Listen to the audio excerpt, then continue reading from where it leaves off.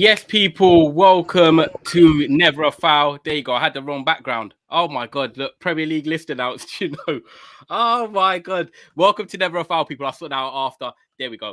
Welcome to Never a Foul, people. It's myself, Tyrone, and Ash in the building. If you've just looked over from Trafford Tunnel, big up yourselves. There's about 300 people watching there, 400 and 200. So massively thank you. And also, just so you know, this is our generic football channel. So everything we do in terms of other clubs, this is where you'll find us. So big up Daps, big up Cass every single time. They might be doing something tonight. If not, they'll be doing something tomorrow. So just make sure you're locked in over the summer. And yeah, keep liking and subscribing to the channel, my people. Ash, it's been a while. What's going on, man? Guys, if you don't know, just so I can say it, I'm gonna just give Ash a little intro, because if you've been new to the channel, you've been here from the start. Ashley was one of the first people that actually was involved in the channel, put a lot of hard work in, had a very good Tottenham channel, big up Callum and Tanya and all the rest of the gang. And it's been a while since he's been on, but I was like, do you know what? With Tottenham, the good vibe, the Conte vibe that's going on, I thought, it'd be good to get you on, man. So Ash, obviously, welcome back to Never a Foul. Thanks for having me, man. Thanks for having me, man. It's been a while, man. Everything good? Everything's blessed, bro. But yeah, man, it's good to be back. Guys, like you were saying, make sure you like, comment, subscribe to the channel. But yeah, man, it's been a while. It's been a long season. It was a good end to the season. Enjoying the summer now. Hopefully looking for some more people, for more players to come in, and hopefully we can have a good season. So yeah, I'm looking forward to it, man. It is exciting. Obviously, we'll touch on Spurs definitely later on in the show as well, especially after their first win today. People, make sure you like and subscribing. Like Ash said as well. Wow, early stream. Big up Sid off. He says today. That's lovely. Smash the like button on the way if you think finally Raheem Najim is finally going to win a Champions League trophy. Love that. Big up Cass as well. He says we're live. He says Ash has good connection. Yeah, we sorted it out. I asked him yesterday, I did. I was like, he needs to have that ready. He said he did, man. Big up Dave. Yeah, I got the booster. Man. I got a booster in my room today. Cool. There we go. See, he came in proper. I'm not even gonna lie, the skin's looking fresh as well. Right then. Yeah, so Ash, I think what we'll do, we'll start off with Chelsea, because we're gonna keep this like 45 minutes anyway. And I'm trying to get for a few things. Make sure you get your comments in, people. Like I said, liking the video, subscribing, and if you come from Trafford Tunnel, big up as well. But Chelsea, it's a double whammy. I think we'll touch on the Kulubali one first, because you know what?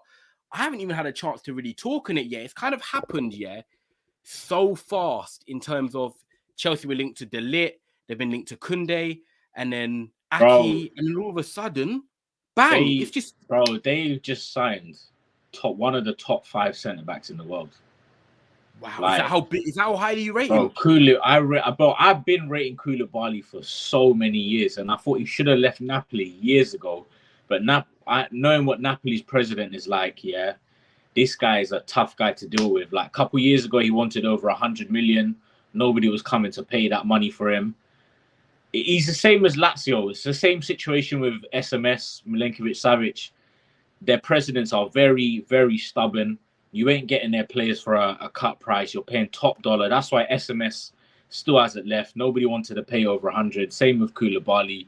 But bro, listen, Chelsea dodged a bullet not getting Matthias de Ligt. Me personally, I think he's too flat-footed.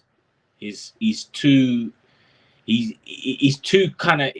I feel he's very similar to Harry Maguire. And this is no disrespect, because Maguire on his day can be a good centre-back. We all know that. But I thought he's very flat-footed, very slow on the turn. He doesn't deal with aerial balls well. For some reason, he's got a problem with using his hand a lot, which I don't get. He gets dragged out of position all the time, like Maguire tends to do. I feel with Kulubali, you're getting an experienced, level-headed, a leader, great on the ball, a beast defensively, right? You're getting an upgrade on Rudiger with Koulibaly. Let's have it right. Rudiger is not as good as Koulibaly. Rudiger's form Rudiger was on top form last season, but he's not at the. Koulibaly's a different gravy. I think the only thing that could happen, maybe this move has happened too late. Maybe it should have. He should have come. In my opinion, should have come 3-4 years ago. But yeah. I feel with someone like him, I feel he's got a lot left in his tank. So I feel Koulibaly, for me, And I hope this doesn't come back to bite me, but I think so far it's one of the best signings. Okay, it's interesting, you know, because you spoke about quite a few things there. I'm going to try and digest it. People, if you are here, please smash the like and subscribe button, like we say here. Dave says, yes, I agree. Big up my brethren. Love that from Terence coming over. Kulubali is the African Van Dijk. Ash speaking facts. Big up Raheem Najim. I know you obviously gone over. You might have to change that. Actually, no, you got Hallen there. I'll let that run. Smash them likes, people. It's free. It helps boost the algorithm. Please do that. And big up Solo every single time. I think it's so interesting that you said like they dodged a bullet with De Ligt, because I've actually been in that camp like you, where I do think he's a good centre back, but the way they were talking about him at Ajax of being like the next big thing, I feel like De Ligt is just one of them players that he's okay at everything, and I don't feel like he stands out at anything at all. And I think if you're going to a Chelsea team that have lost, you know, Christensen, you've lost Rudiger, you've got a Thiago Silva who, yes, is a brilliant centre back, one of my favourites ever, but he's now 38. You can't rely on him. I feel like getting someone like Kulubali is the perfect blend of what Chelsea need. Yes, he's 31, and like I agree with you, he could have came a few years ago. But if people look at Kulubali's record, right, which I didn't know until today, actually, in the last 3-4 years, he's played over 35, 40 games a season. He's hardly ever injured. He's a proper athlete, bro. Athlete. Yeah, he's just, bro. Someone said he's an African Van Dijk in terms of playing style. Very similar, right? That he's not the type of defender that goes flying into tackles or he's not that type of defender. He's more of a Van Dijk type defender, right? They use their body well, they cover the space as well. They're not having to, they're not having to make flying tackles and stuff like that. Like, that's the only thing for me. Maybe is it too late? But nah, from what I've seen from it, because I watch Syria regularly, yeah. Yeah, you do. That's why I got you on for this. Yeah, so what I was seeing from him last season, even I was thinking to myself, if Conte stays this summer, I need him to request Koulibaly, because, bro, you see what with Chelsea lost with Rudiger, he is the perfect person for them. De Ligt's a leader, but he's not really a leader. Yep. He's a leader, but he doesn't lead with example on the pitch, right? Yep. Because if you watched him at Juve, there was times where he played in a back three with the other two, Chiellini, Bonucci. There was time he played in a back two. The thing is of him, he makes high-profile mistakes. I can take you back to the Chelsea game, Chelsea-Juve in the Champions League. Perfect example. Gets dragged out of position, ball goes flying through his pathway, bang, it's a goal. Yeah. I feel this is the perfect signing they need, because, like you said, Thiago Silva's not going to play much. They've lost Rudiger, who's a leader. Azpilicueta, he's not really that guy anymore. So this guy, Kulubali, is exactly what they need. I think as well, like when you said it, you know, because I've just come off my Trafford Tunnel stream with all the man them, yeah, and we were talking about player profiles. Now, availability wise, like we just said, Kulubali plays a lot of games. Eric Bailly doesn't.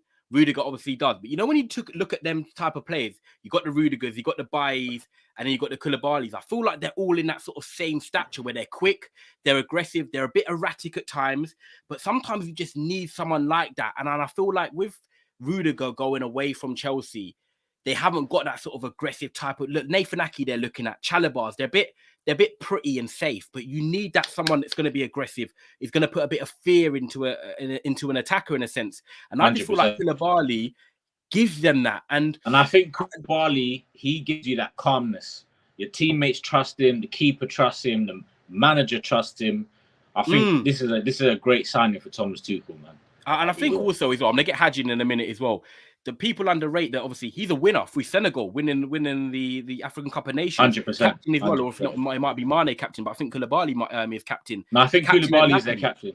Yeah, exactly. There you go. Yeah. So he's got that experience about him. He's got that winning mentality about him. And I think I was like you know, 2 years ago, I'll be honest with you, I was looking at Kulubali like, have they missed the boat when Liverpool were looking at him and even other clubs were looking at him? And has he like regressed a bit in terms of his form, and is he still the same player?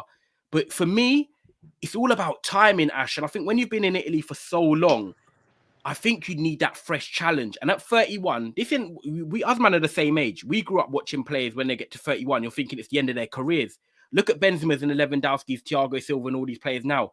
It's a fit 31. These guys look after themselves. I think Koulibaly's got at least another 4 or 5 years in him. And people are saying, "Oh, it's a 5-year contract." I think I wouldn't worry about that. Personally, I would have thought maybe a 3-year with an option to extend. See how he goes, but 5 years. Listen, I was reading that article in the Athletic the other day. It was talking about Thomas Tuchel and how he uses, in-depth data for his recruitment. Set with the same company that he used at Dortmund, right? He's using at Chelsea. These guys would have done their in-depth research into Koulibaly's stats, right? They kind of have a better understanding than we do of what this guy's got in his tank. How long can he go for? So I think if they feel that a 5-year contract is reasonable, then then you got to give it to him. Do you know what I'm saying? And for me, this is Koulibaly's last big contract, his last big move. So he needs to go to a club that is going to be challenging for Champions League. Napoli are not going to do that, with all due respect. So yeah, man, I just feel top signing, top player. Yeah, man. Let me. And you know what? We need to. As much as some people don't like it, I love bringing quality in the Premier League. Whether it's my club, another club, bring it in. I do agree with this as well. Yeah, facts. It's not about your club. Like people are hating it on rivals. You want to see the best playing every week. That's what makes me not always want to watch Man United. I'll watch games where Chelsea are playing Tottenham or whatever because I like the talent that these teams are bringing the quality in. Do you know what I'm saying? Let me get through a few of the comments as well, and then I'll get Haj in. This one, crack me out. Delit's like a good-looking girl that's good and not a good-looking girl. That's facts, you know. That's jokes, man. Bro. Oh, big up that one. Plus, with Silva leaving next season, the experience at the back, like you said, will be valuable. Kulubali is a good signing for Chelsea, man. His experience will help and keep that back line steady. It's scary. It's a scary sight long for Liverpool and Spurs when we get attackers in. Okay, so he's obviously confident about Chelsea there. Evening to Never a Foul community. Hope you well. Big up Jarvis every single time. Ornstein tweets about Kimpembe as well, which we'll touch on. And then here, what's this? Scary eyes. I'm ready to fling corn to every man on YouTube, especially you, Ty. All right. 4-year contract. They would have said for Kulubali. Someone says they want 2 to 3 years. Big up Leonard London. He says large up. All love that. And what's our realistic chances of winning the league? None. So I'll be honest with you. Like, it's good to dream, but I'm a realist, man. So big up Philip, though. Hopefully we can get top 4 and we can get an international competition. Let me bring in Haj, man. Make sure you are liking the video, people. There's 40 of you watching, nearly 50 of you watching. Please smash that like button. It's free. Big up Ash, who obviously used to be on the channel. He's a Spurs fan. We're going to touch on them later. And now we've got my guy, Hajin, who loves his European football as well. That's why I got this panel together. Obviously, Ash, meet Haj. Haj, meet Ash. What are you saying, bro? Yeah, nice to be on here, man. It's been a while. It's been a long while. Love that, man. I tried to get you back. But everyone, make sure you check out Haj's content on Twitch. We're going to be doing up YouTube stuff as well real soon. But Haj, man, this is probably... It's good to talk away from United. That's why I got you on. Kulubali, we started with. Kulubali, 31, 5-year deal, 38 million or whatever. It's 37 million.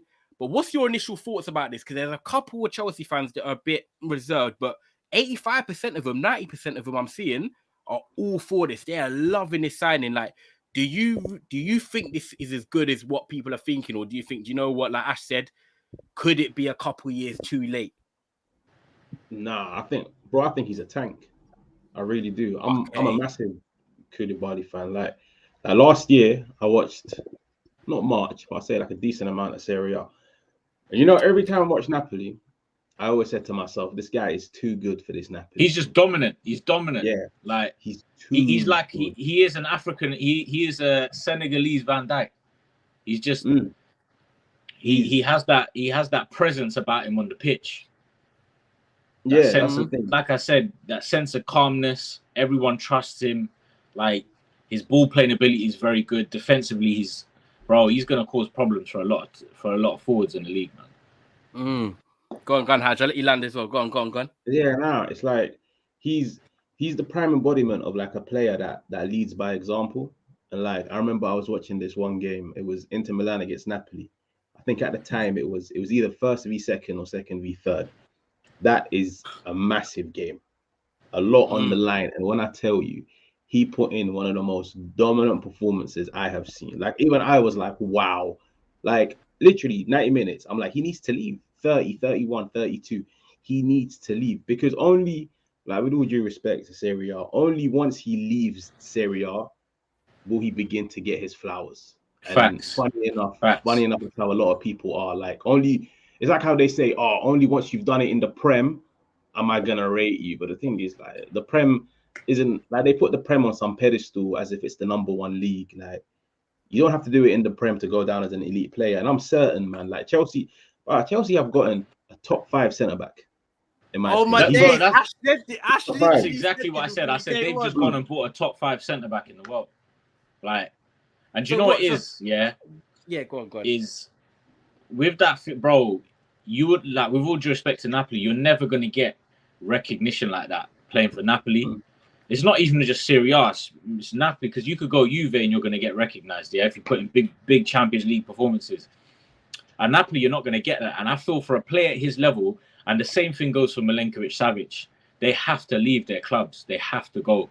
Like, Milenkovic-Savic is getting on, Kulubali is getting on. Both of them, they need to go and showcase their talent on the biggest stage. And I feel this is Kulubali. Had to be now.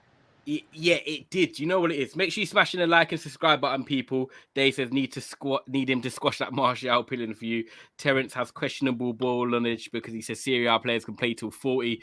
I think it's such an interesting one, yeah, because the vibe. Look, I'm a Manchester United fan, so is Haj, and Tottenham. Ashley's obviously a Tottenham fan, and the vibe around it is that, like, they've signed a top 5 centre back in the world. Haj, I want to ask you, because Ashley said as well that he's a top 5 centre back in the world. What for you makes him a top 5 centre back in the world, even if he is 31? Because obviously I feel like in the centre back era right now, obviously you've got Van Dijk that's there, then you've got centre backs like, you know, you could say your Eder Militao's, Varane's, you've got Koulibaly's, Marquinhos's, Thiago Silva's. What for you immediately says top 5 centre back in the world, even now? Because some people have said, is Kulubali past it? What makes you think he's still got that in him? And if this move is perfect for him? I'd probably say his reading of the game. His reading of the game is top tier for me. And I've always said it. If a centre-back can read the game well, you don't need pace. I've always said it. Like, pace for a centre-back is a bonus in my eyes. And more times, it saves them. Because you see a lot of centre-backs that make a mistake, but because they've got that recovery pace, they make up for it. If you're a centre-back that was never ever really gifted with a crazy amount of pace, but you can read and understand the game, you're always going to be in the right place at the right time. So that's what I would say about him. Like, whenever I watch him, I'm like, he's in the right place at the right time. He spots out the danger before it's even started. And that's why I'm worried about him. Like, if, for example, if he was a centre-back that was known for his physicality, for his pace, I wouldn't be that worried, because I'd be looking at him and thinking, you're 31, 32, the pace is going. So people can cash in on you. When I look at Kulubali and I'm like, the way you just lead by example and the way you just know where to be, you're not going to lose that even if you do become 37. You're not, because look at Thiago Silva. But his reading and understanding of the game is so on point that he's 37 and he's bossing the Premier League, which is put on this ridiculously high pedestal. Who would have thought? Because I know a lot of people when Chelsea signed Thiago Silva that were like, oh, he's a flop. And then they all got excited when he had that debut against West Brom. And I think they got hammered. I can't remember what the scoreline was. Oh, yeah, I remember that mad game. Yeah. Bro, everybody was cashing in like, oh, he's shit. He's washed. He can only do it in the Uber Eats League, this and that. Bro, after 2-3 weeks, once he got comfortable, I'm hearing last year, oh, he's best centre-back in the league. He's competing with Van Dijk. There you go. If the reading and understanding is on point, you can play for years. And do you know even what with him, yeah? He's comfortable, drive it. He's got that, covers ground quickly, can take the ball from the centre-backs, wants the ball, comfortable, pinging it left, right, forward. He can drive into midfield. He's got that. When he's running with the ball, you ain't stopping him. Like, he's just got that presence about him, right? That comfortableness on the ball. Bro, this is a top player, man. Did you know what? I'll play devil's advocate, and I'm not going to say that I have reservations about Kulubali, because I think at 31 and what Chelsea need, especially playing a back three, I think it really suits them, because, like you said, actually, there, driving out with the ball, we saw Rudiger do it a lot of times. Whether he's going to play left or right, it doesn't matter. It's the same thing. He's going to, be able to drive out with the ball, be commanding. I look at a game when he played Liverpool in the Champions League, funny enough, and you've probably seen a few clips where Salah has him isolated in 1v1. Now, I know Salah is very quick 1v1. He can do the shimmy and beat a lot of players. But this question here from from Leonard, which he says, will Kulubali deal with the pace in the Premier League? Now, I know that the Italian league is evolving. It is becoming quicker. It's not the quickest league in the world, but it is evolving. There's just parts of me that feel like with Kulubali, the bonus is that he can play in a back three and a back two. It's not like you're signing a defender where you know that, right, you have to play him in a back three because that's the only way he's good. Kulubali is comfortable in both. But I am going to be very intrigued to see how he does do when he comes up against some pace or some quick-footed players, because I'm not saying that I've seen him get beaten loads of times. The Premier League for me is just a different type of league. And I think the way I'm going with this is, Haj mentioned Thiago Silva. For me, when Thiago Silva came to the Premier League, I didn't actually have any doubts because he doesn't have to be the most physical, but because he's a very mobile centre-back, he's very, what would I say? Koulibaly's very muscular. He's quite powerful in terms of the way he runs and stuff. Thiago Silva's quick. He can change direction quick. He can adapt quickly to what's going on around him. Do I believe that Kulubali will be able to do that if, for example, they play a back four and he comes up against something different? I don't know. And I'm not saying that means he's past it or he is slower. I just think we might see a different test to Kulubali that we haven't seen yet. Do you get what I'm saying? And that gives me a reservation. Are you guys not worried about that at all with this question, like with the pace or different types of forwards he will face? No, I don't mind. Actually, yeah, you go. I hear your reservation. Obviously, it's hard to tell when you're playing in two leagues that have different caliber of forwards, where the pace is different. But for me, I feel he can handle it 100%. Okay. I can see why you'd ask. I can see why you'd ask the question, but based on his attributes alone, I think Kulubali will. I think he'll be fine. I think he might take a while to get used to the pace of the league and how quickly it's played, but I think he'll be fine in the long run.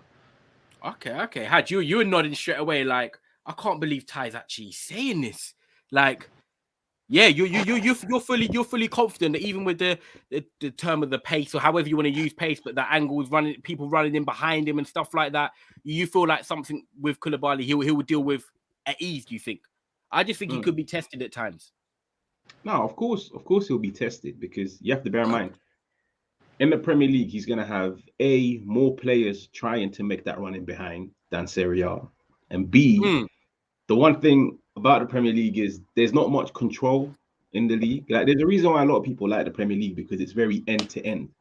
But as much as people try to make it sound like that's a good thing, in reality, that's a bad thing, because it just means that both teams can't retain the ball. That's why it's always end to end. So I reckon he will struggle, like going from 1 minute being on the ball to the second minute he's on the back foot. I reckon he might struggle, and like most centre backs will struggle. You have to adapt. He's played the majority of his career in Syria ever since he left France. But now, bro, that's why when I said to you, his number one strength is his reading. Because if your reading is on point, it's like I said, you'll be able to like spot that danger before the players even made the run. Yeah, that's what it is. Like I've always said, two of the best centre backs as a partnership had no pace, and that was Piqué and Puyol. They had no pace. Yeah, that's true. You're telling me nobody tried to run in behind? But their reading and understanding of the game was so top tier that and their teams they dominated the ball. Yeah, Chelsea play like that as well. Yeah. Do you know what? It's a fair comment, actually. I didn't even think of that with like Puyol and Piqué. And Ash, like, even going forward, right? So a couple of comments from the Chelsea fans there are like, we can play a back four. We can play a back three at times. If Kulubali signs, and I'm assuming they get a left centre-back in, yeah? Either it's Ake or Kimpembe. Where do you see Kulubali starting? Because for me, reading the game and stuff... Central. Do you see him as the right centre-back or the central defender? I think central. Okay, so you think he's gonna come in and say, right, I am leading this back three. Thiago Silva, I mean, you're gonna right centre back. I think he might play on. I don't know if they get Kimpembe. I can't see Kimpembe playing on the left. Okay. So I think, I think it will probably be central. Probably be central centre back.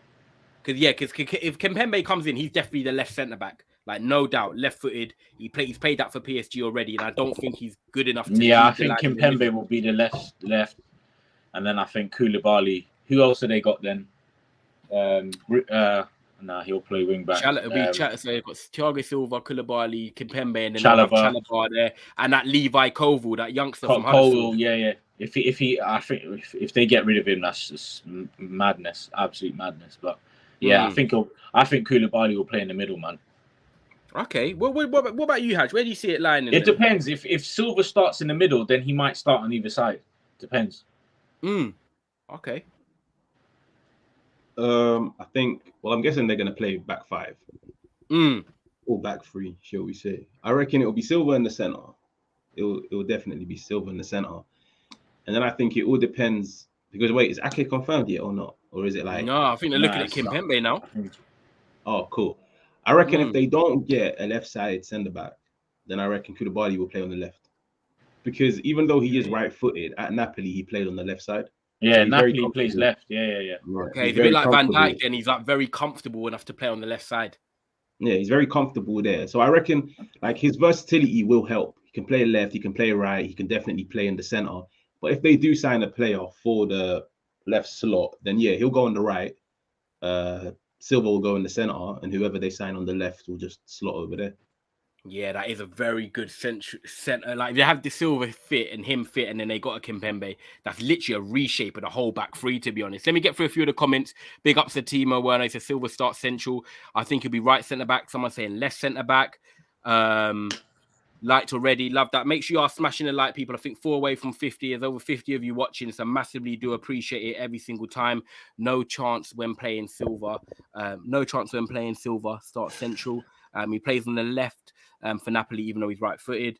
I'm praying. Silva's not starting every game, though. We know that. That's true, exactly. Yeah, 100%. Now I'm praying we snatch Skriniar or Bastonia out of nowhere. I'm just dying for an amazing centre-back to go alongside Romero in the back 3. Okay, so we've got a Spurs fan in here. We're definitely going to touch on Spurs. Don't worry about that. We're going to do it next, actually, coming up. Big up Josh. Silva still has to be central. Kulubali will be left. Big up Siddharth, as always says. Big up all. Chelsea is going to be a tough game next season. That defence is scary. Hopefully we score first. You know, you can shut up shop, get Kimpembe instead of Ake. And yeah, like he says there, hey guys, Solo says, make sure you are subscribed with notifications on and hit that like button. We are going towards 4K. So massively appreciate it. Obviously, you can subscribe to Trafford Tunnel down below in the description and feed the goat for Manchester City stuff as well. And obviously here is our generic content. So make sure you keep liking and subscribing on your way in. Ash, I think it's perfect. Obviously 27 minutes in. I want to do this under an hour, definitely. Tottenham Football Club, man. I feel like I like talking about Tottenham at the moment. It's exciting times for you guys in terms of your signed players, whether people think it's the right player or not, who knows? Some people have good views. Some people have, oh, it's not really an upgrade. But, you're out in South Korea at the moment, and I see you won 6-3 today. I just want to, so as a Spurs fan, come to you first. Where are you sitting with your transfer window so far? Because some Spurs fans want more. Some are happy with what you've got so far. Are you confident? Are you a pessimist? People are saying that you could break up potentially Liverpool and City if everyone fires on form for the whole season. Where are you with this, man? I want to know what your the thing is, yeah. I feel with Perisic and Bissouma, we've got 2 players that instantly improve our starting 11. Yeah, one of them has already played under Conte before, right? And last season, Perisic was just unbelievable under Inzaghi last season. Yeah, for me, I thought Perisic was better last season than he was under Conte. I'll be real, right? I just feel our window's not over, right? We're still looking for a creative midfielder. We're looking for a right wing back, which should get done pretty soon. Yeah, and then once those 2 are in, it's very much then going to be a case of, right, let's get rid of all the players that we need to get rid of. And then whoever leaves, we might then, depending on who leaves, we'll then get somebody in. So if another wing back leaves, we'll get another wing back. We're potentially going to get another forward, depending on how Troy Parrott does. If Troy Parrott goes on loan, we're probably going to get another forward. We need another winger. So if Troy Parrott does, so right now we're looking for a right wing back and a midfielder, and then after it's going to be wait until preseason's done. If Conte wants to move out, like Brian Gill, for example, if Conte wants to loan him out and then get rid of Brian Gill, send Troy Parrott on loan, then another player will come in, depending on how they do. But not to cut you off, but obviously you're talking about what needs to come in, who could go out on loan. Your window right now, Basuma, Perisic, Richarlison, Clement Lenle. I want to talk about right now what you've got in, not the ifs, buts, coulds, and shoulds. Yeah. Right now, how are you feeling about this window right now in Tottenham? Right now, I feel underwhelmed. I'm not gonna lie. Okay. Although we've got business done quick, I still think that we are missing three or four more. But with what's done, I'm like I said, I'm over the moon with Basuma, over the moon with Perisic. I think those are two great signings. With Richarlison, I've never been his biggest fan. I'll be real. I've never been Richarlison's biggest fan. I've always thought he's been a very hot and cold player. But then, like, when I look at the profile of player that Conte wants, I do understand why he wants Richarlison. Do you get what I'm saying? And if there's one manager that can turn Richarlison into a beast, it is Conte, right? Yeah, if they're that shithousery and then man click mentally. Yeah, and the thing is, like, Conte, in his system, he's very specific. He requires his players to perform specific tasks, yeah? And I feel that if he can cover Richarlison's deficiencies and only get him to, like what he does with his centre-backs in his midfield, is he gets them to perform specific tasks. Like, our game is... What my problem with Richarlison was he was poor in possession, right? His ball retention was poor. He gives the ball away quite a lot. With Conte, we don't really play possession-based football. Our football is based on covering the spaces, holding the lines well, inviting the opposition on and hitting them on it. Not really counter, but more transition, right? Transition. So I agree fully with it. Yeah. I feel with that, we will more use his energy off the ball, which I feel is quite high. He's got high pressing, high tackling. He puts himself about. He's very strong. So I can see exactly why Conte wants him. But then my problem is Richarlison in front of goal. Then that's another problem I have. I just don't feel that he's... I don't feel like today was a great example. He had a perfect opportunity to just... The ball came through, comes into the area, slightly on the right-hand side. I'm looking at it thinking, bang that with your right foot, across goal. And he cuts it back, tries to put it onto his left. I'm like... Okay, doing a little shimmy. Yeah, he just hit it first time. Do you know what? It's mad interesting with Richarlison, yeah. And I'll come to Haj. And then with the pace, with his pace, I get it. Yes, pace is what we need, especially when it comes to running in behind. But I just feel that I trust the manager to get the best out of him. I trust Conte to get the best out of him. But my hope with Richarlison is more hinging on Conte getting the best out of him rather than him actually showing what he's all about.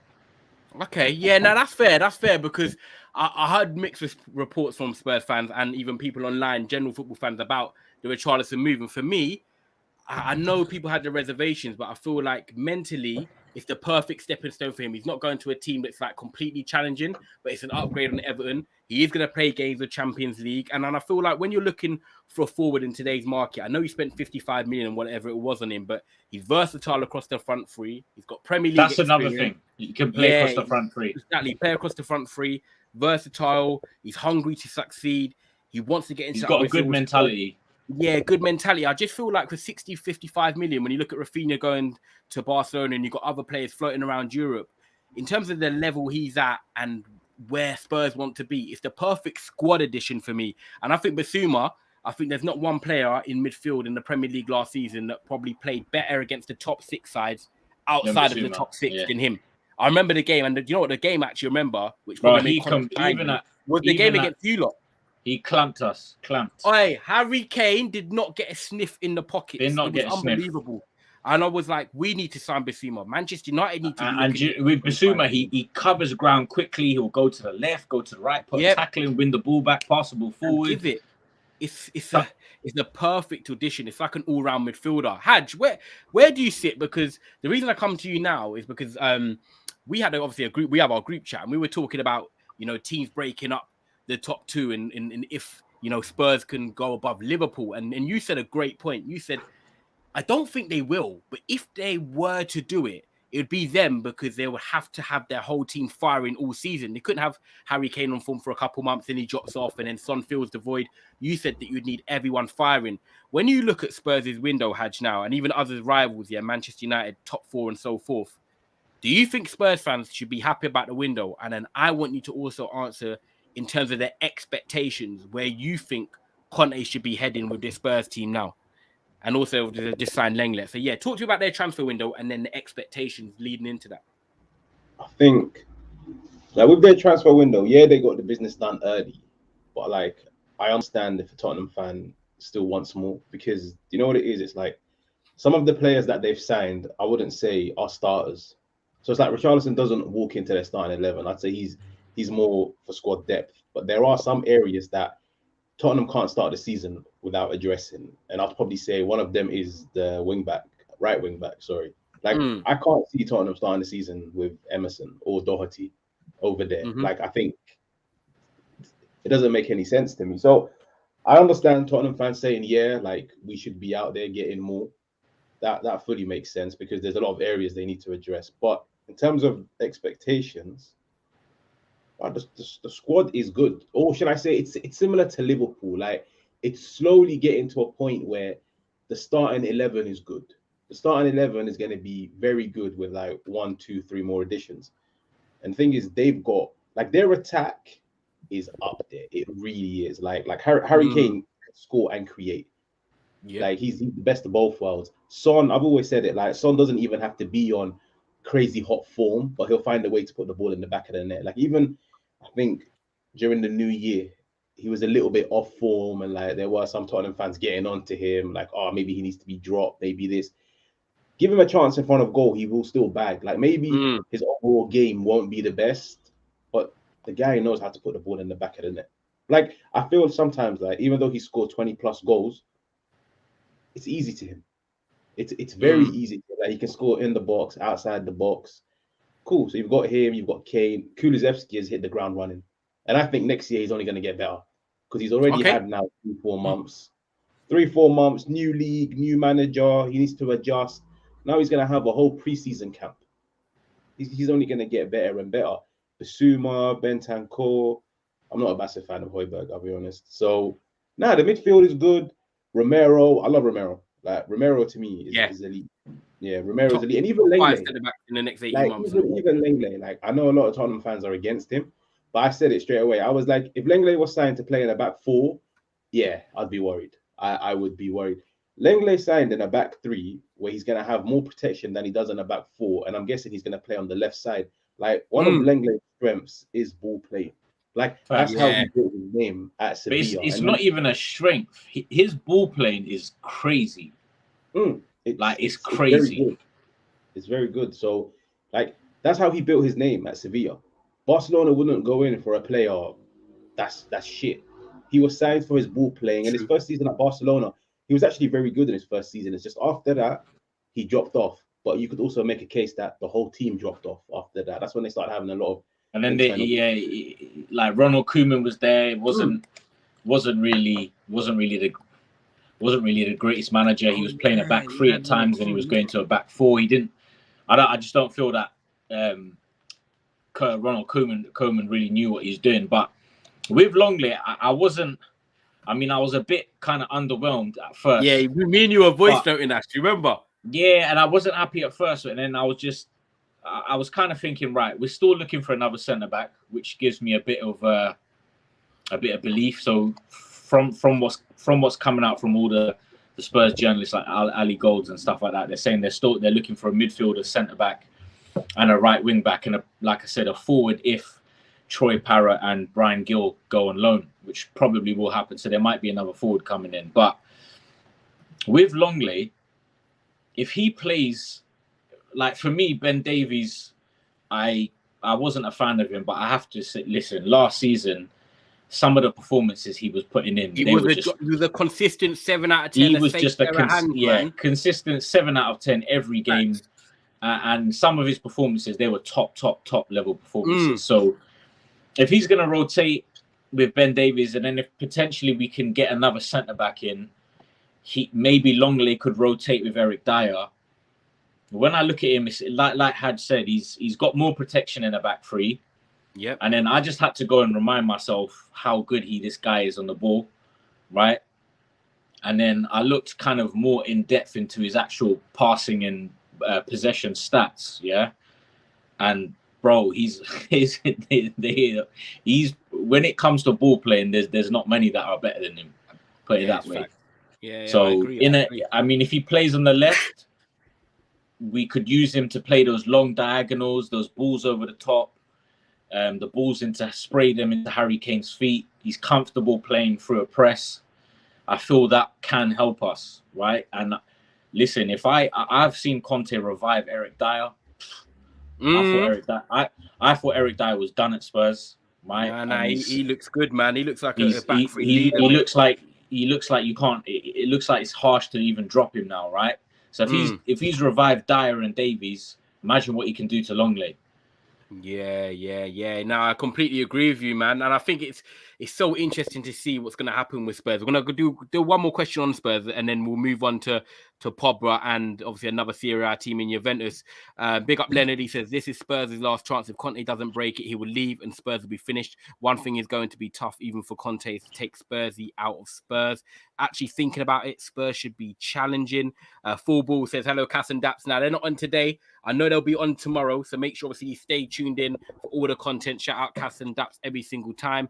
75 watching. Please make sure you do hit that like button, guys. If you haven't made that like button black yet, please just hit the like button. It costs nothing, and it really helps with Never a Foul's algorithms and our channel, man. So make sure you hit that like button, people. Yeah, man. Make sure you're doing that. Centre back market is so needy.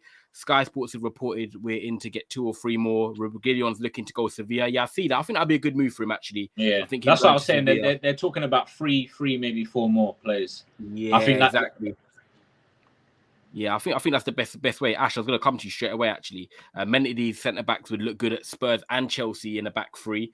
And if we're real, some games we would have capitulated. Main examples, Leicester and Man City. Question for Ash. What are your expectations for this season? Because I asked Haj. He kind of answered, but kind of said, obviously, they'll be better. The squad is better, but I suppose expectations in terms of you finishing the top 4 anyway. I think finishing higher than that is second or more, really. If we get, like I said, the midfielder, it all depends right now. It's hard to answer that right now because the window's not over. But it depends. I mean, if we get in a good level central midfielder, like for me, I want Lucas. For me, like I want Lucas Paqueta. I think that guy is exactly what we need. He's energy, he's pressing, he's passing, he works hard. He's different to tackling. Holberg and Bentancur, man. Yeah, he is different. He's different to the other 3 profiles. He gives you something different. He's, like I said, he's pressing, he's tackling, he's passing. Listen, he will get you goals and assists. He can also play as a forward, Paqueta. I know he's an attacking midfielder, but he can play off the left. I thought he would be, like, if we can get someone like him, a competent wing back, I'm pretty sure Jed Spence is going to be done in the next 2 days. So I'm expecting Jed Spence to be a Spurs player. So if we get Spence, if we can get somebody like Paqueta, a good level midfielder, right, and then another centre-back and a forward, then my expectations will be finish 3rd. Yep. And win a trophy. I think that, do you know what? And I want to finish no more than 7 or 8 points behind Liverpool. Interesting, okay, because here, Gunben, big up Gunben, he says, to catch Liverpool and City, you're going to have to get over 20 points more than you did last season, and I can't see it happening. I do think that it's not about Spurs as well. Spurs have got to make up their ground, but I'm not saying Liverpool are going to flop, by the way, but you can see that a lot of people are interested to see how Mane is replaced. And listen, it's not only that, they've lost Mane, but look what they're having to. They're going to have to change their whole shape of team because Darwin Núñez can't play this false 9 role. He's not good enough, right? His passing is poor. Darwin Núñez has got one of the worst passing success rates in Europe as a forward, right? Horrible. His just passing a finisher. Is not great. Huh? He's a good finisher. He's a great finisher. He's got a great ball striking ability. But now Liverpool are going to have to change the way they play now. Yeah, you've lost Mane. Okay, you've got Diaz. Diaz is solid, but you're gonna have to change the way you play. So is it going to take Liverpool time to get used to it? Is he going to now have to play a 4-2-3-1 with more of a number 10? For Fabio, he looked very great. He looked very good against you guys. Yeah. He's going to be good. So I don't know. It's going to be interesting to see how Liverpool are going to change their system because you ain't playing that same way. 100%. How is Darwin Núñez and Salah next? We'll see how that goes. Yeah, it is intriguing, man. And I think that's why I think you will be sniffing. If there is a slip up from Liverpool, you'll be sniffing. Haj, what do you think? I'm actually going to keep it short. I agree with Ashley. I think they could finish third and they should go for a trophy. I think if that's what Spurs want to be signing players and a nice little run in the champs as well. Yeah, you never know, man. What do you think, Haj? Well, I'm going to base my answer on if they have a fully fit squad. Okay, so if they've got a fully fit squad and they don't have like what Liverpool did have 2 years ago, I'd probably say third, or not even like a third that they scrape. Like I mean a comfy third, like similar to what Chelsea had this year. Like we all knew, even when they dropped off towards the end of the season, we all knew Chelsea was still going to get third because they had put themselves in such a good position. So I'd probably say a comfy third. I'd say a trophy would be a bonus because the way I look at it is, as much as people will look at it and think, oh, like Tottenham are going to sign 3, 4, 5 players, that means the starting 11 is good. That means the starting 11 is good enough to go out and win a trophy. Like I have this stance on, if a team signs a lot of players and they all walk into the starting 11, you're not going to be as good as you think you are till after 12 months because every single one of those players is going to need some time to like gel with their teammates and adapt. Because I would use it for Lampard's first season at Chelsea. He went and decided to sign 4 new attackers and he played all 4 of them together, expecting them to gel. It doesn't work like that. So I don't know. Like I'd say a trophy should be an expectation, but if they don't, but they just have good runs in the domestic cups and the Champions League with a comfy third position, I'd say that's still a good enough season. But then that means the season after that, they definitely have to be winning something. Yeah, you've got to elevate again, and it's whether Conte. That's the thing. With the season after that, Conte's obviously got another year left. He's got an extension. Now, from his press conference, it seems Conte is very happy with the transfer window. He came out today and said the club are matching his ambition. So I do expect him to stay next season. Next season, depending on obviously, we're gonna get Jed Spence. We've got Perisic, right?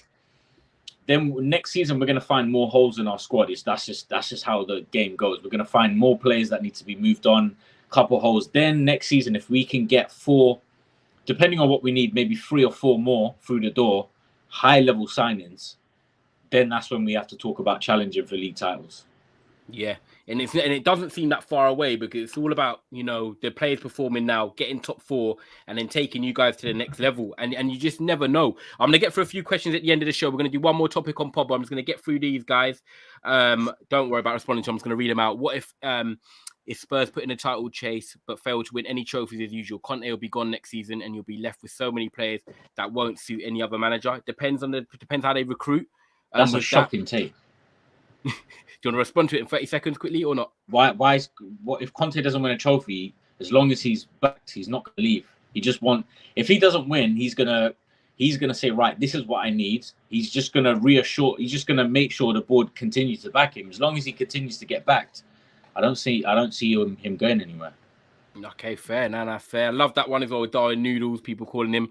Josh is agreeing with Cass. They've still got 50 million to spend of the 150 million window, so don't be surprised as well. Also, if Jota goes up top for Liverpool, I think it's going to be interesting with them. I definitely think they're going to keep rotating up there. Keep supporting the channel and hit that like button, like you said, people. 100%. Smash that like button if you're new. Subscribe if you're new as well. Problem is, only way Spurs finish third is if we finish first or second. Do you guys know much about Regani? Yeah, to be fair, he was highly rated, man. He was like another one. He reminds me of the Demirel factor, where these names, I'm expecting bigger things, but I don't know if it's the ability's not matched up with the expectation, or he's not been given enough games to start. And I think that's the hardest thing when it comes to judging these players. And I think we're going to get into Juventus now before we wrap up. We'll do another 10 minutes. I want to try and keep it under an hour, and I know it's 30 degrees outside. Haj, Paul Pogba. Now, the signing of Paul Pogba to Juventus, the fans are loving it, by the way. Like, I've seen the videos, they are bang on it. It seems like I can understand why he's gone back there now, because he's appreciated by the board as well. You've also had Lukaku, delivered it in at Milan, came back to the Premier League with Chelsea, didn't work out. He's gone back to Italy as well. But in terms of Paul Pogba, right, and you look at the Di Maria signing now as well for Juventus, they could have a midfield of Locatelli, Pogba, another player, and then Di Maria, Chiesa and Vlahovic. Now, for me, that's like a nice front six there when you're looking at it. Away from Pogba being a big signing for Juve, and obviously he feel happy going there.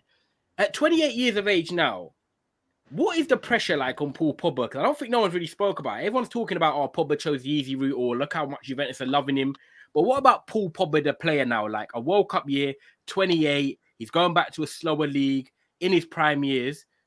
As a former player of your club, like, where are you standing on Paul Pogba now? What's the next level for him? What does he do for Juve this season? I wouldn't even say it's the easy route for Pogba, because especially when you look at Juve, like Juve, it's not like they walked Syria last year. They just about got fourth. They just about got fourth. Like, especially when you look at the two Milan clubs, they're way more superior, especially at the moment.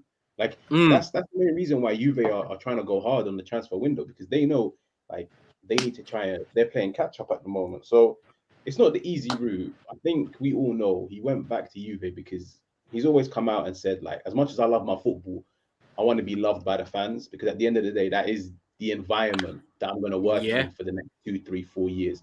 And like, we've all seen the turnout that he's had in Turin. Yeah, like, but it's amazing to see. So I wouldn't say it's the easy route, but I say the expectation is Juve came fourth. Juve are not a team that's known for coming fourth. Like, Juve, like, whenever people think of Serie A, they always think Juve Serie A winners. It was only like decades ago when it was the Milan clubs that dominated it. That's why like everybody was like shocked and excited to see that AC Milan won it this year. I expect Juve to be competing for the title next year, and you've got to sign Paul Pogba, and Paul Pogba's going to have to spearhead that challenge. He is, because he's already come out and said, "I'm Man United. I had some issues with managers and my position." But he's going to go to a Juve team where they're going to build that team around him. And I've always said this: you build that team around Paul Pogba, it will do well. I feel like last season Juve had problems in midfield. I mean, Locatelli had couple injury problems. Then you got guys like Weston McKennie, poor Adrian Rabiot, poor. Chiesa was injured for large parts of the season. When he was playing, he wasn't on form. So they obviously had that striker issue. Then they got Vlahovic in January, had to bed him in. He started okay, kind of went off the boil for a bit. I feel like they had a lot of problems. Chiellini getting on a bit. De Ligt was underperforming. So I think now, I don't know who they're gonna. I don't know what they're gonna. So I was certain that Kulubali was gonna go there to replace De Ligt. Obviously, Chiellini is now retired, so they're now gonna have to go get another centre back. Right back, I think Cuadrado will probably do a job for another year. So when I look at Juve's team, they got Pogba coming in, Di Maria coming in. I think get a couple centre backs, another left back. I think there's a lot of talks that they're gonna try get There's talks with Reguilon from Spurs. I feel with a couple more signings, I think Juve should be going for the league again. I'm glad that you guys both said it, and I think this is why I randomly thought of it today, because I was like, let's do 3 topics, and I thought let's touch on Pogba in terms of like him and where Juve lie, because like Haj said, and a lot of people agreeing with both of you, like they did finish 4th last year, and it's not a Juve team that's used to finishing 4th, and I look at, like you said, Ash, Weston McKennie's, the Adrian Rabiot's, and like they're okay in what they're like, a bit like McTominay from Man United. They have certain qualities that you can play with when you've got quality around them to sort of help out with their deficiencies. But in terms of like spearheading a Juve team, starting them against Inter, the Napolis, the Romas, and so forth, it's not good enough. But Pogba and Locatelli, I think if you've got Locatelli, Pogba, depending on how they play, if they want to play 4-4-2 or if they want to play 2-man midfield, you could. I don't think Juve have the personnel to play two-man midfield. I'm not 100% sure. I think maybe in Syria, Pogba can work in a two-man midfield, but then they could do Weston McKennie. They could do. Oh, no, sorry, they got Dennis Zakaria now, right? Zakaria didn't. He's been poor. Yeah, I was just about to say that Zakaria's been poor, but if you can kind of get Zakaria, Locatelli, and Pogba to work, you've got a very good midfield, right? If Zakaria can step up, then you've got a good midfield. Then you've got Weston McKennie. I still think they got Arthur. I think. Yeah, they still got Arthur. So you've got some good options there. I think there's some good signings. They need to sort out that centre back issue. Once that's sorted, yeah, they can go for the. They can definitely try and push for the title. I still think, as it stands, obviously Milan Skriniar might leave Inter. If Skriniar does leave, Bremer's going to go. There's talks of Bastoni leaving. With Inter, you never know, but I still feel that I think next season in Serie A is going to be a great season because you're going to have Inter, AC, and Juve all kind of locking horns next season. Compete 100%. And even like someone says here, Harris as well. Chiesa will be back in September as well with 100%. United never functioned, as was Alex Ferguson's here. This Ten Hag era is a slow process. De Ligt to Bayern. De Laurentiis was never selling Kulubali to Juventus. Yeah, that's probably true. They're being linked to Zaniolo. You man know a lot about him. Talented player. They are. I think from what I was reading, it's actually quite close. Zaniolo will give them a good option. I'm not his biggest fan. Him and Chiesa on the wings could be all right, you know. Yeah. I think Zaniolo's one of them can play attacking mids. Can sometimes fill on the right. So I thought Zaniolo will be another decent addition. I don't know, bro. He's done both of his ACLs in his left and right knee, so I don't know. Mad. Him and Ansu Fati for me, they just seem to be one. Yeah, Zaniolo's both ACLs are gone, so I don't know how much he's got in him, but it's not a bad signing. But yeah, I feel that if Vlahovic can kind of be that guy that puts the ball in the net for them. Di Maria's what, 37? Yeah, no, he's like 34 now, 34, 35. But I still think he's got something to offer. And if he cuts in on his left foot and he 100%. Delivers to Dusan Vlahovic, I think they've if they can get that attack working and Pogba working, then they've got a serious team. Yeah. Yeah, 100%. Haj, before we'll do a couple questions at the end, just to people that ask questions. With Vlahovic, just quickly, how do you see him getting on this season? Do you see him bouncing back? And you see, with obviously the signings of Di Maria and Pogba, two players that can help him in two different ways. Do you think we'll see a good Dusan Vlahovic this year? Yeah, no, Vlahovic is cold. Like I remember even January time when they signed him, I was like, United should make a bid for him. Yeah, like as much as people have like this obsession nowadays with like complete nines and that, but the guy knows how to put the ball in the back of the net. You go look at the goals that he scored for Fiorentina. The guy is a bagsman. He knows how to he's a bagsman. Goals win you games. That's what it is. As long as you put chances on the plate for him, he'll score. So, listen, if all goes well for them, I reckon he'll get around 20 in the league next season. Yeah.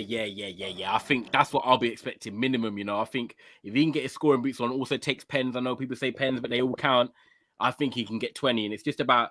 I'm intrigued to watch Syria A. You know, do you know what? Outside the Premier League, I'm very excited to see it with the two Milan clubs and Juve because the signings they've made do improve them, and people might say they're older, like with Di Maria. Even Milan, they're wrapping up Renato Sanchez. They're wrapping up that Charles de Ketelaere, whatever Charles kid from Club Bruges, from Bruges. I like him, you know. Yeah, they're signing him because obviously his long hair and that.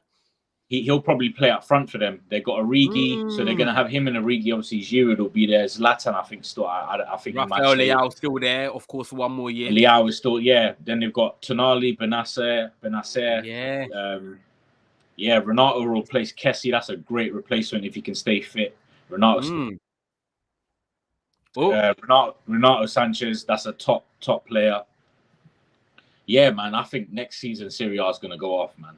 Yeah, it's going to be very, very interesting. Guys, if you're locked in, we're going to wrap up in a minute. Still 60 of you watching. Make sure you do like and subscribe to the video.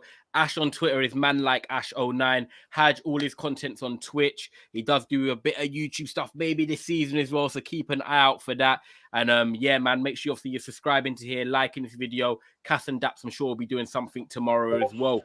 Just quickly going to speed through these questions and then we'll wrap it up. So do we like Martinez? In terms of obviously me and Haj from Man United, my personal answer is yes. I want a centre-back that can pass through the lines. He's left-footed. He's a different type of profile, knows Ten Hag's football. He's aggressive. Technically secure and he's aggressive. He's got that bit of Argentinian, South American bite in him. He's got that pit bull in him. Yeah, we need that, man. Haj, you happy with the Martinez signing if we get it overdone? Yeah, no, he's worth it. He's worth 50. He's even worth 60. Yeah, I wanted him and Romero, man. That would have been a dream. I was thinking, why didn't Conte do that? I was actually thinking that Hash. Bro, when I was thinking of what we need, I was thinking he would be such a good left-sided centre-back for us. Sick. It would have been sick. It'd be interesting to see how he gets on at us, actually. Tyrone, I wasn't asking if your Man United would win the league, but how well will they do in the league? Okay. Top 4 for me would be brilliant. Like that, I'm not expecting anything from that, but for me, I'm going for the Europa League, man. I'll take top 4 definitely. That'd be a bonus. And then I want to try and win the Europa League and see how far we can go in the cups. Haj, what would you say on United? Top 4? Would you even say top 5 and try and win a cup? I'll probably say United should go all out for the Europa League. We won't get top 4. Like even if we have an amazing season, we won't get top 4. If anything, we might compete for it. But I'd say go all out for Europa, and then maybe like a domestic cup on the side, or like just a nice little run in one of the cups, I'd say. Yeah, I completely agree. And then Ash, this one's for you. Question for Ash: which top centre back do you think we'll get? I'm hoping we can snatch a Bastoni or even get Bremer. By the way, I really like Bremer. I've watched the last 3 games of the season for Torino. You know what? I rate Bremer. My biggest problem with him, he's not good. He's not good on the ball. He just isn't. He's not comfortable on the ball. He's a bit of a muscle mass guy, isn't it? Yeah, he's a bit stocky. And you know what? Yep. As defensively great as he is, and he is better than Eric Dyer, I don't think Bremer will take us to the next level. I think a left-sided centre back is the one that changes us. He's the one that sprays the diagonals, puts balls over the tops. As a left-sided centre-back, you're almost a left-back. You've got to go forward, support the attack. Like Ben, you know that goal that Ben Davies scored against you guys, but it was offside? Oh, yeah. That's what I need my left-sided centre-back to do. You need to go forward. You need to support the attack, be on the overlaps, put balls into the box. That's the signing that's going to take us to the next level. Bremer and Dyer, they're going to sit deep. Yeah. And they're going to be playing balls. You know who I would go for if I was you? You won't. I'd go for Gavardiol from Leipzig. Yeah, Gavardio's an option. Gavardio, Bastoni. I wanted Ndika, right, as a left-sided centre back. Frankfurt, yeah. Either him, Bastoni's another one. I think, do you know what? I don't think the Bastoni deal is dead, right? I know exactly what happened with Inter Milan last summer. They sold Hakimi. They told everyone, the journalists, everyone, no one else is getting sold. 1 week left on the deadline, Lukaku gone, right? So I don't think that Bastoni deal was dead in the water. I think Spurs are still waiting to see what happens. If Skriniar, you see with PSG, they're obviously trying to get Milan. Skriniar's a baller, man. Oh, Skriniar's top 5 centre-backs in the world, right? If they don't get him, then if Skriniar stays, then I think the Bastoni door is open. And I think Spurs could go and get him. Okay, yeah, that's an interesting one to watch that space actually, because Skriniar for me is a top centre back, and obviously he's right-footed. But if he does remain, they might need to get some money from somewhere. Guys, we've done an hour already. Please make sure you smash the like and subscribe on this video. Like Linda says, good show. Like as you sign off, people. Please make sure you keep supporting the channel. We're on our way to 4K subscribers. Daps and Cass will be back with something tomorrow. Big up Ash for coming on. Long time. It's been a long time overdue. It was a good show. It was good, man. I enjoyed that one, man. Thank you, man. It's good to get a Spurs fan a different perspective and also touch on Chelsea and Syria. Haj, anything you want to plug, man? Obviously, the Twitch is there. You know where to find him. But any shows you got coming up this week, just so we know and the people can see? I think Friday. Yeah, we'll be back. Me, you, Baines, Friday. But that's all I've got planned at the moment. Perfect. And that'll be after the game as well. So Man United would have played their second game, so we'll have even more to dissect into. People, if you like your Manchester United content, please subscribe to Trafford Tunnel on YouTube. If you like your Manchester City content, please subscribe to Feed the Goat as well. Both channels are in the description. We done a 6 show earlier with Statman, Marcel, and that about 400 watching. So that was mad. So big up for the numbers. And guys, like Solo says it here. Thanks to all that watch. Make sure you're supporting, watching the channel, hitting that like button. Great show, man. Then Raheem says, and yeah, man, just keep watching the channel. We'll be out with content every single day, man. We keep growing, and you guys keep showing love. Thank you. Appreciate that, man. Take care, guys.